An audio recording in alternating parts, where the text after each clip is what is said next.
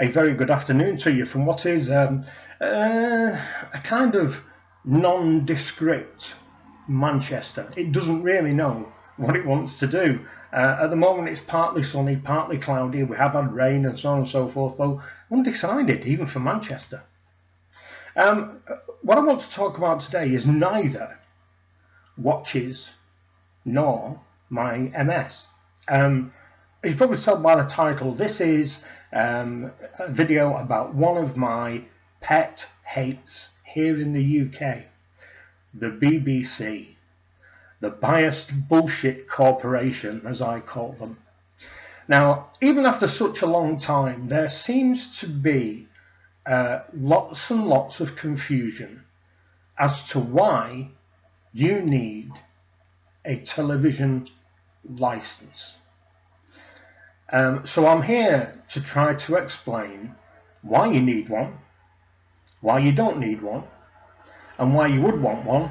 I don't know why, if you do. Now, why has all this confusion raised its ugly head once again? Well, what I think it is, as you may be aware, there's quite a big protest at the moment that the over 75s will now have to pay for their license, their TV license.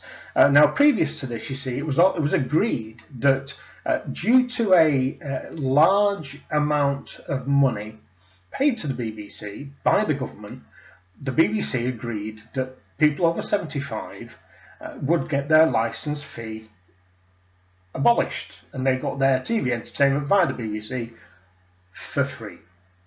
They've now rescinded on that deal, and this is typical BBC.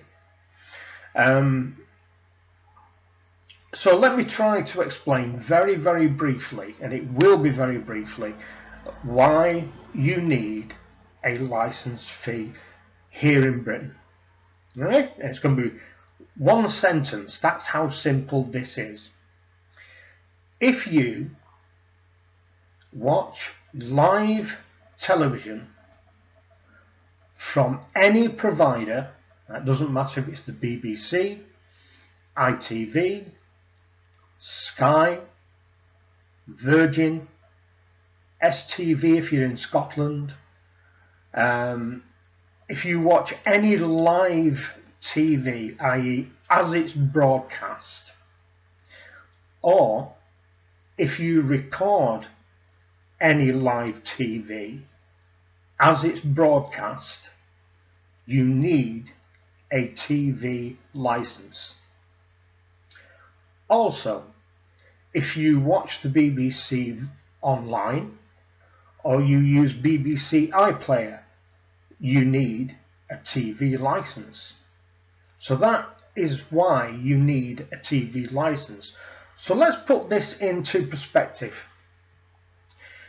You've gone to Sky here in the UK and you're paying whatever it is per month, £50 a month or whatever, and you pay that on a yearly basis. You get your Sky box, this Sky Q now I think it is, and for that you get all the channels that Sky provide. Within those channels, as an automatic submission, you get the BBC channels. Now, you may not ever watch the BBC channels, never, but you still have to pay for a TV license in addition to the submission you have to pay, your subscription, you pay to Sky on a voluntary basis. So in effect, what you're doing, the BBC force you to pay for something you don't use, and it is underpinned by law. So if you don't pay it, potentially, and I say potentially, I will come on to this, you will get firstly warning letters. You will also get perhaps a visit from an enforcement officer, and you may get one of two things, possibly the first, unlikely, but possibly the second, a fine, or secondly, very unlikely, a prison sentence. Yes, you can be sent to prison for not having a BBC television license.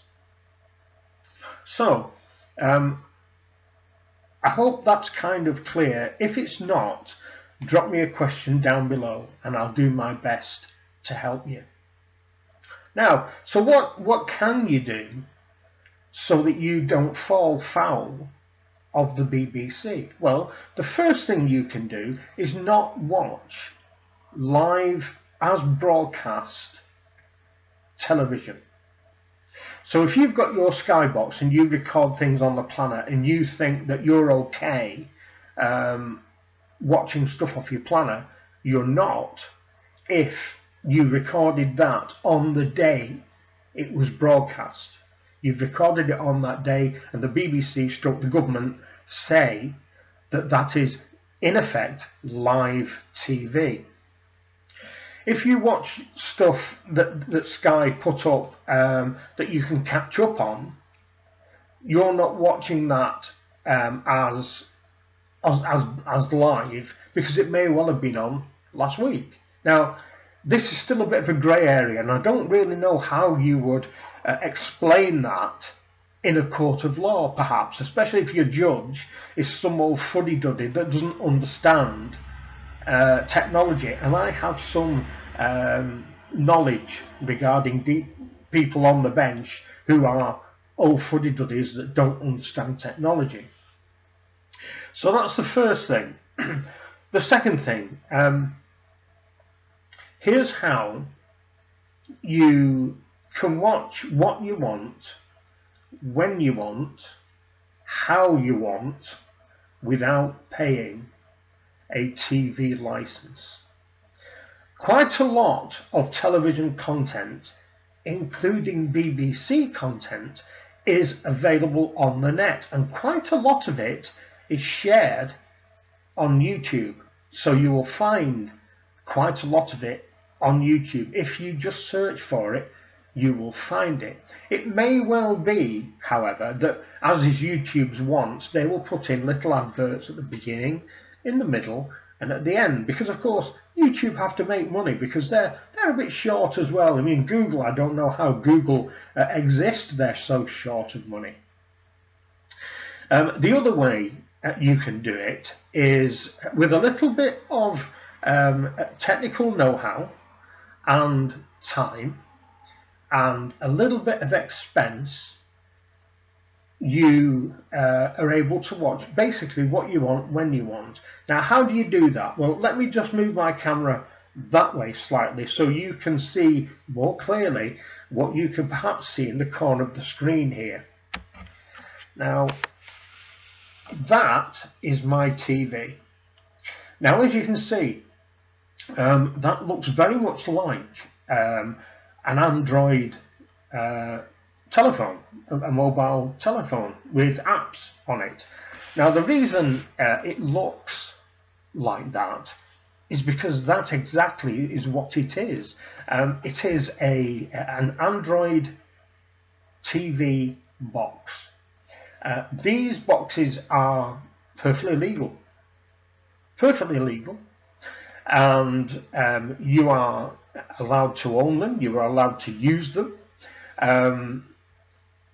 What you do, you can buy them off many online sources. So if you put into eBay or Amazon or just even on Google, just search for Android TV boxes. All you will need is a box. Whichever box you buy is entirely up to you, but they range in price from around £30–35 to over £100 if you want a top-notch, all singing, all dancing, game playing. Yes, because some of them out there allow you to play online games. They are that good. You need a Wi-Fi fiber, some form of connection.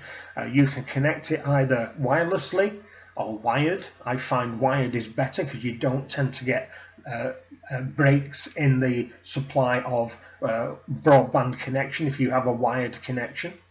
And all you need is a mains plug. That's all you need. So there's those three things. If you are not the kind of person who is very high-tech minded, perhaps, and you're a little bit concerned, I'm sure that you will have a young grandson or something like that, or not necessarily young these days. If you have something, if your son's 30, 35, and has got kids, he will understand tech. And he will be able to come along and set it up. I'm saying he, you will have a daughter or a granddaughter who will be fully au fait with how tech works and how the Google Play Store works, because all the apps that you saw on my TV screen, majority of them are available through the Google Play Store. They are perfectly legal for you to use, and from those apps you're able to watch TV from anywhere in the past and anywhere into the future. So you can basically watch what you want, when you want, from whenever you want. So for instance, let's say if you want to watch a 1960s series of Coronation Street, for instance, you will be able to find it out there somewhere.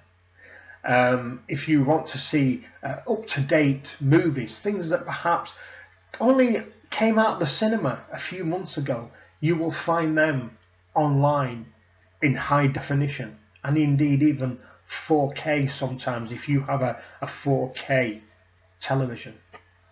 It is literally just a matter of plug and play and a cable into the back of your TV, and that's it. So where does this stand legally? Well, let me tell you.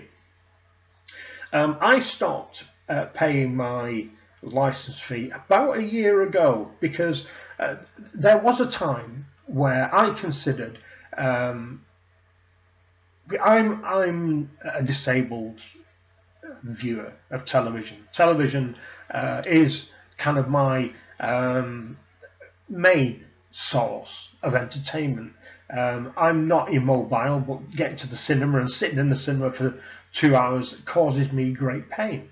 So I bought Sky, I paid my subscription, and thought it was a perfectly good use of my money, the little money that I have on disability benefit. And obviously because I had Sky, I had to pay my BBC television license, even though I despise everything about the BBC. If you go back far enough in my library, you will find another one of these about the BBC. And then I decided that Sky weren't broadcasting enough things to keep me kind of entertained for me to want to look out for to watch. So I thought, right, okay, is there another way?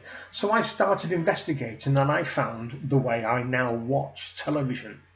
I cancelled my subscription to Sky. I think I was paying about £35 a month, I think, plus £157.50 a year for my television license, and both of those disappeared. And now I've got the whole range of any television from whenever, produced by whoever, that I can watch whenever I like, and that includes movies. I sit here in the evenings basically spoilt for entertainment. Anything I want to watch, you can find out there in the wonderful world of the internet. Again, if you have any questions regarding this, any clarification that you may need, drop a note down below. So, have I encountered anybody from TV enforcement? The answer is yes, I have. Firstly, I have never had a letter saying we note that there's not a license registered at your address. You can do that very simply online. You go to TV licensing, on there it'll say something like, please advise us if you want to cancel your license fee. You just put in there your name and address. It then goes on their database that you feel you no longer need a TV license. Job done. Simple as that.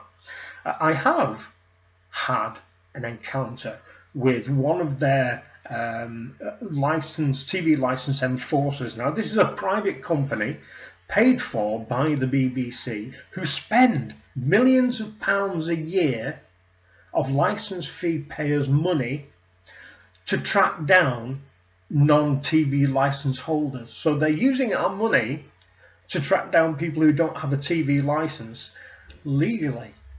And when I say legally, it's that I don't contravene any of the rules. I don't watch live TV because it's all TV off the internet. I don't watch recorded TV because I have no need to record TV. And the movies I watch are online. They're not broadcast. They're not recorded on the day. I use, like a lot of people now, Netflix, but I use other sources as well who, with what I'm telling you to do, you will be able to access as well. So basically, just to sum up, because we're at 16 minutes now, no, you do not need a TV license if you have a television. That's one of the big things that people are worried about. You are entitled to have a TV set in your home.